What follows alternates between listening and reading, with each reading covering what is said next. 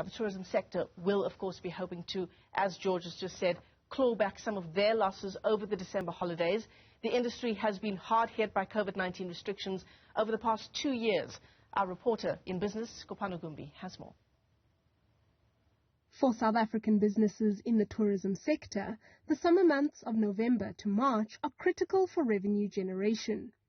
And although the latest data shows an improvement in income in hotels, lodges and other accommodations, the picture is still grim.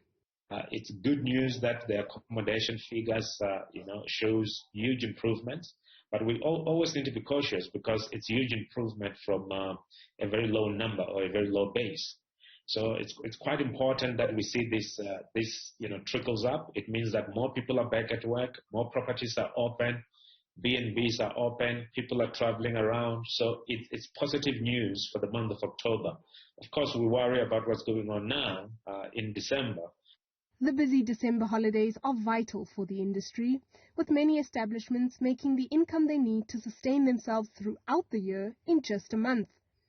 But reliance on almost strictly domestic travellers and South Africans already under financial pressure because of the pandemic, many establishments have deferred to discounting in order to get customers.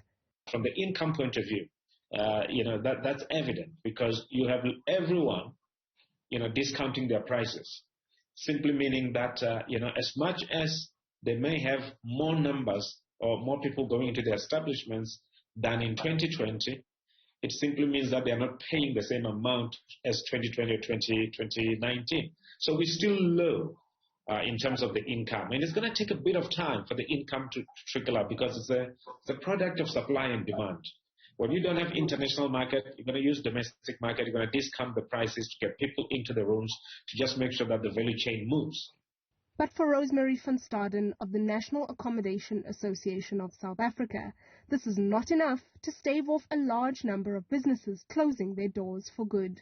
In 4 years, 99% of the guest houses that are members of our association haven't lifted their prices. So lowering is not an option. Our staff members haven't had increases perhaps. Some of them didn't get increased. Some of them are working on very low scales at the moment.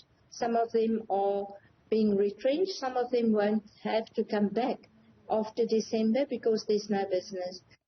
Van Staden echoes a similar message as that of the Tourism Business Council, in that further restrictions would be the end of many livelihoods. What we need to be worried about, and this is the message mostly to government, is to say that, let's not shake the confidence of domestic travelers by talking about restrictions and lockdown levels that may come. We don't have any other market that we're reliant on. We're relying on domestic, market. And also, we cannot be talking about restrictions that will affect travel here at home, whereas we've been talking to countries overseas to say that they must loosen the restrictions for people to travel. It will be contradictory for us to say South Africans should not travel, but we want international travelers to come into South Africa. The uncertainty brought on by the discovery of the Omicron mutation late last month has worsened South Africa's international image. And while that battle is being fought at a political level, the local tourism industry continues to bear the brunt of jittery travellers. For Newzroom Afrika on Channel 405, I am Kopano Gumbi in Johannesburg.